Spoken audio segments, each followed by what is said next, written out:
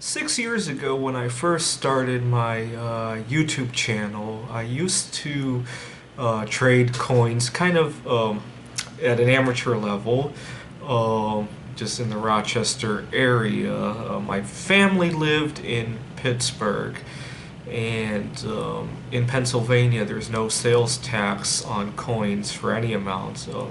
New York State, I think there's no sales tax if you're buying over $1,000 in one transaction, which was a lot of money for me at the time, so I never really got to take advantage of that at the time.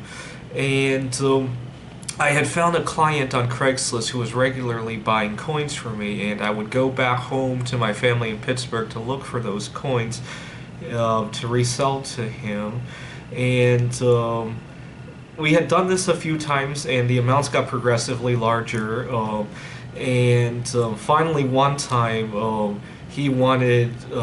He first of all, he was looking for Indian head pennies. If I remember correctly, I was making 20 or 30% margin. I mean, obviously, there's expenses involved in doing this, but anyways, he asked me to buy about $3,000 worth of Indian head pennies. And I bought them, and then he made excuses for why he couldn't take them off my hands at the moment. He had some family issues, his car broke down, he lost his job. He made a whole series of excuses.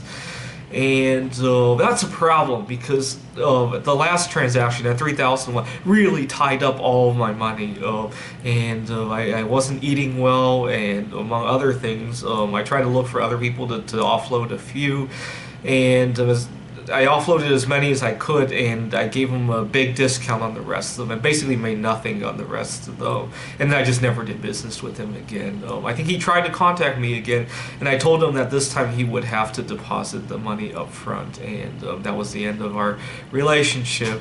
It just goes to show you have to know when to fold, though. Well, in terms of doing these deals, I mean, yes, I could have tried to get the most out of the coins they got, but you know what?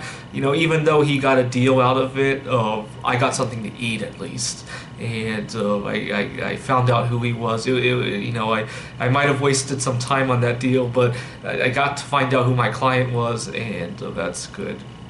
So earlier this year, I was doing some tutoring, and you see, I haven't done tutoring in 6 years, and I naively believed that I can get my foot in the door and show my strength and then raise the price. I didn't realize how difficult it would be to raise a price on a client that I know, kind of on a first name basis.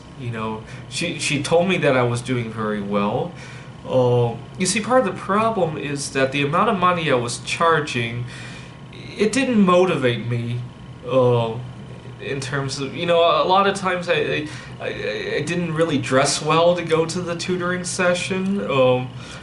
I put very little priority to it. I could have done a whole lot better if I was more motivated as such. So it became a downward spiral, poor motivation, it makes it hard to ask for a raise, and I had to let them go. I just told them I was busy, I had other things to do, and sometimes you just have to fold things and move on. Thanks for watching.